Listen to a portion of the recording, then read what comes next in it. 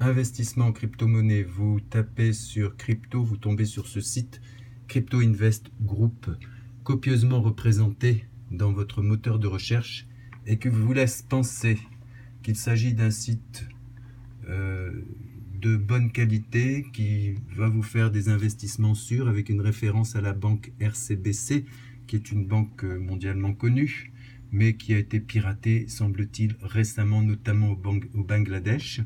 Vous avez ici le numéro de téléphone de monsieur Samuel Fabrice que vous pouvez joindre, qui est un trader et certainement un excellent professionnel qui va vous vanter les mérites de ses placements en Bitcoin, Ripple, Ethereum et autres placements.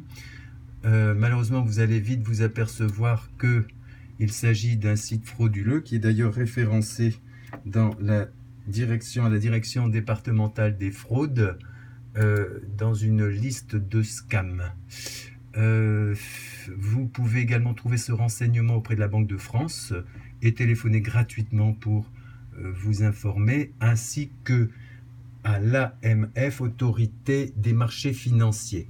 Voici ici ce site donc de Crypto Invest, dont vous voyez ici bien sûr le logo, qui se dit élu meilleur site en crypto-monnaie, en crypto-investing, et qui va vous laisser penser qu'il s'agit d'un site entièrement réglementé, sécurisé, confidentialité. Surtout, ne donnez aucun document administratif à monsieur Samuel Fabrice, car vous allez prendre un risque d'usurpation d'identité, car en plus de perdre votre investissement, vous allez courir ce risque d'avoir fourni vos documents officiels et d'avoir permis à des faussaires de les copier et en faire de vrais documents permettant à une personne de s'introduire en France en toute illégalité avec vos propres documents. Allez voir sur YouTube ce que donnent des usurpations d'identité, ce sont des années de galère.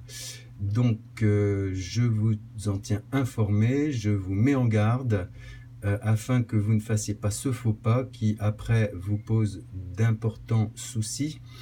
Faites circuler cette information au maximum dans les réseaux sociaux et auprès de vos proches, votre famille, vos amis, afin qu'ils ne tombent pas dans ce piège.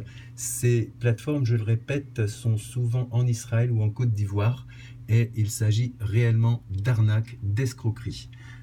Actuellement, l'AMF déplore 15 millions d'euros d'épargne de Français qui ont été détournés par ce site, sans pour autant faire autre chose que de communiquer les plaintes dans les services de cybercriminalité. Je vous remercie pour votre attention.